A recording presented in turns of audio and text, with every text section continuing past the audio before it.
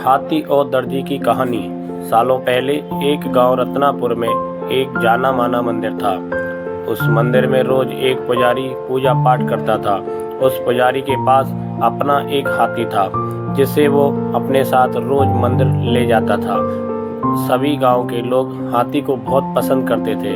हाथी भी मंदिर में आने वाले सभी श्रद्धालुओं का खूब स्वागत सत्कार किया करता था। सुबह पूजा पाठ खत्म करने के बाद पुजारी अपने हाथी को नहलाने के लिए तालाब में लेकर जाता था।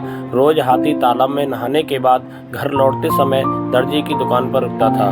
दर्जी भी रोज हाथी को प्यार से एक केला खाने को देता।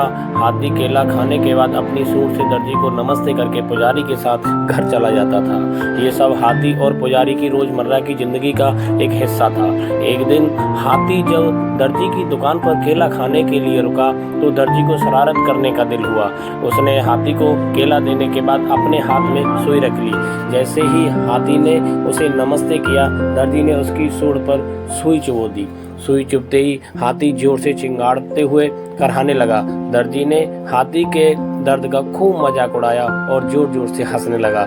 पुजारी को पता नहीं चला कि क्या हुआ। वो हाथी को सहलाते हुए अपने घर लेकर चला गया।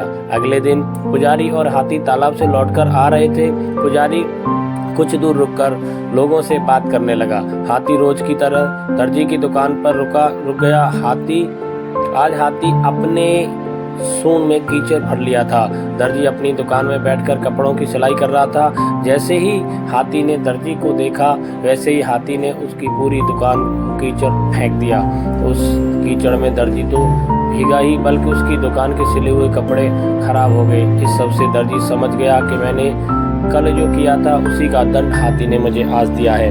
दर्जी को अपनी गलती का एहसास हुआ और वो हाथी के पास भाग कर गया। उसने हाथी से माफ़ी मांगने की कोशिश की।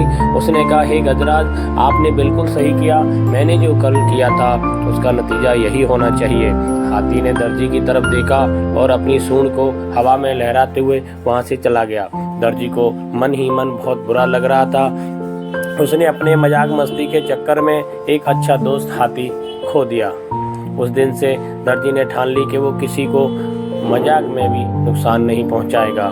कहानी से सीख। दर्जी और हाथी की कहानी से यह सीख मिलती है कि किसी के साथ भी बुरा व्यवहार नहीं करना चाहिए, मजाक में भी नहीं।